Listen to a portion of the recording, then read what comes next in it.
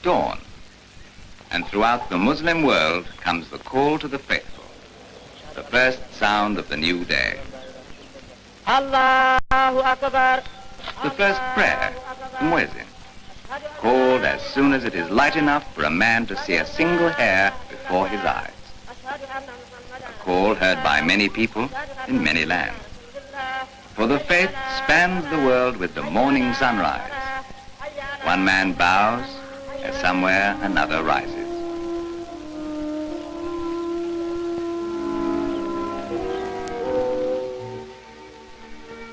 Among the faithful, on the sparsely covered but fertile plains of northern Nigeria, wander the Fulani tribesmen, part Arab, part Berber, a strange nomadic people, their origins obscure.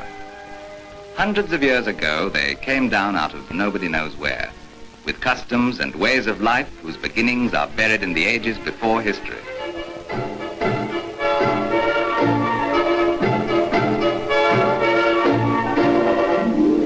Cattle are their livelihood and the reason for their wanderings.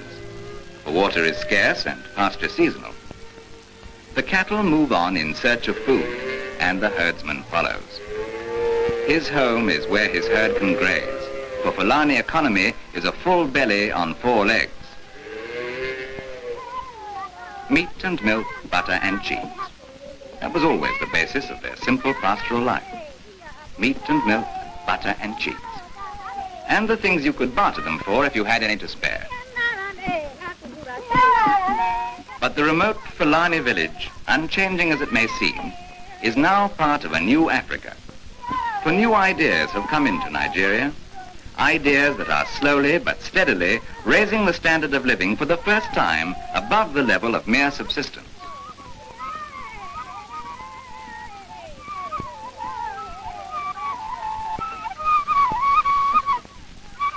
Milk and butter and cheese and meat. 20 years ago, that was all the herds of the plains produced. A few hides were used for local leather, most of poor quality. The rest were left to rot in the burning sun. Yet there was something the world could use. And planning and enterprise, in 20 years, hides and skins grew into an industry and became one of Nigeria's most important exports.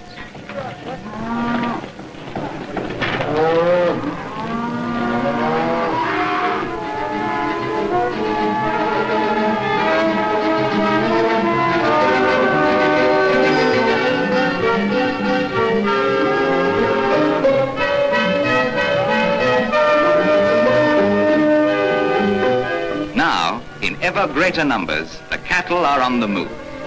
Down through the stubble and dust and locust-bean trees, down to the marketplace, the city that is the focus of the plains. Kano, an ancient city, as old as any in Europe, with its legend of the king that carried an elephant on his head, and where he set it down, a city grew.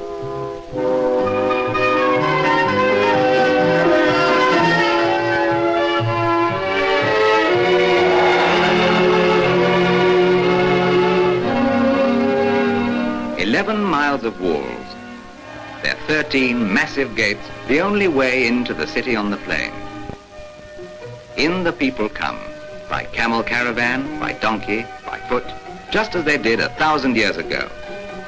Linked by the long, dangerous trans-Saharan trade routes with the markets of the Mediterranean and the Levant, Kano was a metropolis when Britain was ruled by Saxon kings. today, Kano is not just the end of the old caravan route. Today it is the link between northern Nigeria and the world. For now, the railway and the jet plane take over where the camel train ends its plodding way. And the caravans halt in the capitals of Europe.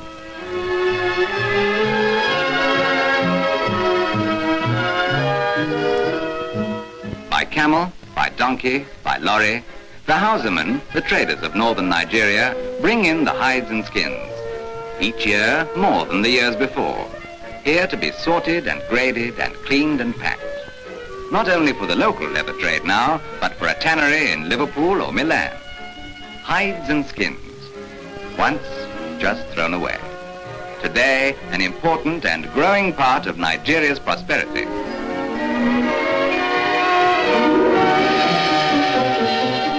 Today, there are 24 grades of goatskins and 60 grades of cattle hides. 25 years ago, there were two kinds, not very good and no good at all. But by planned cooperation between the Nigerian government and the United Africa Company, one of the largest buyers, Nigerian hides and skins have been improved from an inferior product until now they command an important place in world markets. The Hausamen are the main dealers, taking over the hides and skins from the Fulani herdsmen. They must be able to recognize, almost at a glance, a whole host of imperfections and flaws. Blemishes from diseases like mange, scratches from thorns, juju brands, damage from sores. Mistakes can be expensive. A patch of disease missed or a hole cut by a pointed knife and the hide would be almost worthless. Now, new methods have been accepted by the conservative tribesmen and that kind of damage from bad flaying has been virtually eliminated. In their raw state, they're a breeding ground for insects, which could destroy them completely in less than a week. So, the moment the hides are sorted, they go straight into tanks of arsenic, killing the insects and making them resistant to further attacks on their journey to the tanneries overseas. Half an hour in the tanks, and the hides have a protective film. Then they are pulled out, limp, unprepossessing, crude, but worth more than £2 million a year. It's hard to realize what those drab bundles represent to Nigeria. Hard to realize that that's an expanding economy dripping with arsenic on the end of a pole.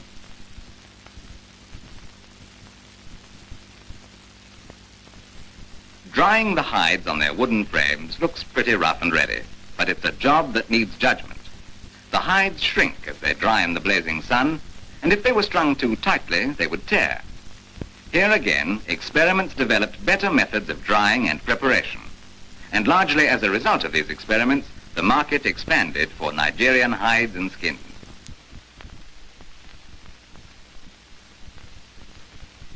Of course, the local tanning of leather on a small scale was an established craft centuries before anyone ever thought of exporting raw hides and skins. Long before the Western world had even heard of Kano, its leathers had crossed the Sahara to the shores of the Mediterranean, there to be known as Moroccan leather. But it was not Moroccan at all. It came from the walled city of the Nigerian plains.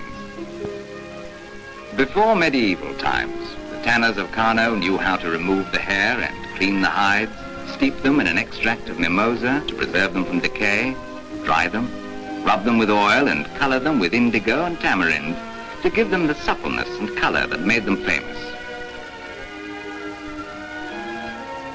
Yesterday, Moroccan leather for the Renaissance Scholars Library. Today, thousands of tons of raw hides and skins for the markets of the world.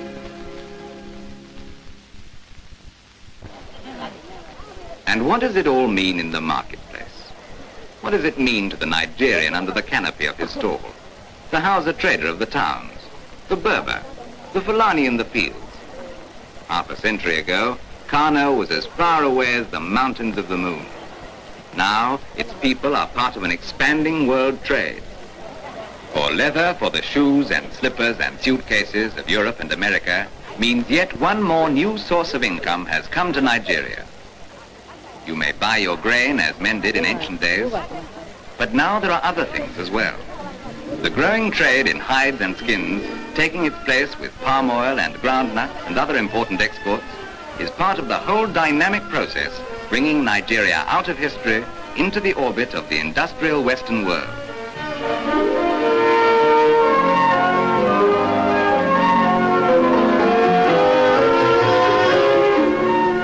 Indigo, the deep royal dye the Romans honored and the pharaohs knew. Vast and unfading still in the deep sky-drenched dye pits. First made in Kano from the sap of the bean-like indigo plant. But it's Lancashire cotton they're dyeing now. The white flowing robes of tradition or the khaki shorts of the West. Today, sewing machines manufactured in Britain replace the patient tug on the tailor's needle.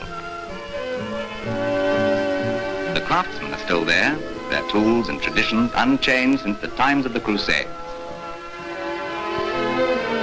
The silver workers, the sword makers, once the servants of a feudal aristocracy. The leather workers are still there too, fashioning the soft, supple skins of the Nigerian goat. But growing trade has brought things of which the old craftsmen never dreamed. For though many things in Kano have not changed, and probably never will, the devotion of her people to their strong and simple faith. The face turned to the east in prayer is the face of a Nigeria bubbling with new ideas and new responsibilities.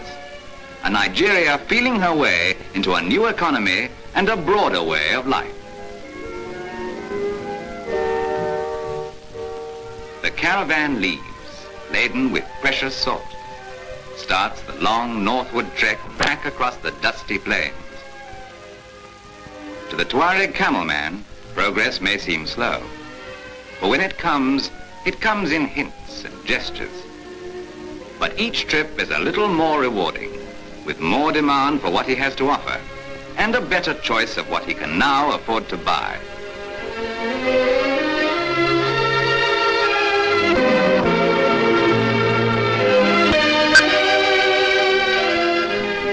The camel train leaves, but it leaves not a medieval city handing down crafts from father to son.